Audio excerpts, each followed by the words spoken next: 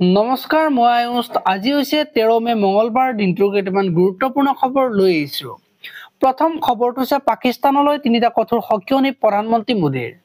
পানী আৰু তেজ একেলগে নবয়, সন্ত্ৰাস আৰু আলোচনা একেলগে নহয়, বাণিজ্য আৰু সন্ত্ৰাসবাদো একেলগে নহয়। পৰৱৰ্তী খবৰটো হৈছে ৰাজ্যত অব্যাহত থাকিব বিহুৰ অনুষ্ঠান। 15 মেৰ ভিতৰত বিহু পাতিব পাৰিব আয়োজক কমিটিয়ে। পৰৱৰ্তী খবৰটো হৈছে বুদ্ধ পূৰ্ণিমাত PM মোদীৰ স্পষ্ট মত, শান্তিৰ পথত যুদ্ধৰে মুকলি হয়।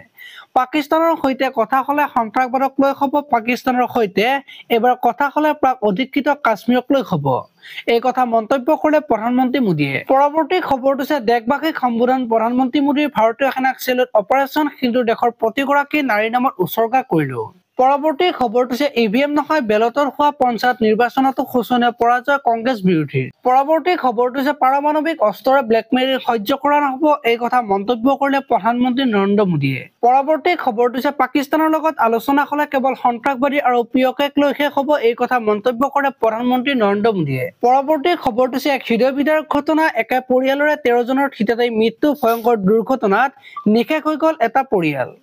পৰৱৰ্তী খবৰটো হৈছে পুনৰ মুকলি হল দেশৰ 32টা বিমানবন্দৰ। ভাৰত পাক সংঘাতৰ বাবে অস্থায়ীভাৱে বন্ধ ৰখা হৈছিল বিমানবন্দৰ কেইটা। 14 মেলৈ বিমানবন্দৰ কেইটা বন্ধ ৰখাৰ জাননী দিছিল। পৰিস্থিতি নিয়ন্ত্ৰণ হোৱাত পুনৰ আৰম্ভ বিমান চলাচল। পৰৱৰ্তী খবৰটো হৈছে মহাকাশৰ পৰা শত্ৰু ৰাষ্ট্ৰৰ ওপৰত ভাৰতীয় কৃত্ৰিম উপগ্ৰহৰ তীক্ষ্ণ নজৰ।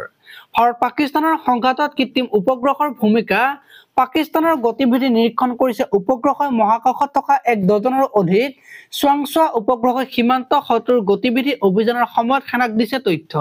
পৰৱৰ্তী খবৰটো হৈছে ৰাষ্ট্ৰীয় সন্মানেৰে সন্ত্ৰাসবাদীক শেষ বিদায়। পাকিস্তানী সেনা প্ৰশাসনৰ উপস্থিতিক লৈ তীব্ৰ প্ৰতিক্ৰিয়া ভাৰতৰ। যোৱা 7 মেত অপাৰেচন সিন্দুৰত ভাৰতীয় সশস্ত্ৰ বাহিনীৰ লক্ষ্যভিত্তিক আক্ৰমণত 100ৰো অধিক উগ্ৰপন্থী নিহত হোৱাৰ পিছত পাকিস্তানত তেওঁলোকৰ অন্ত্যেষ্টিক্ৰিয়াৰ ছবি আৰু ভিডিঅ' ভাইৰেল হৈ পৰে।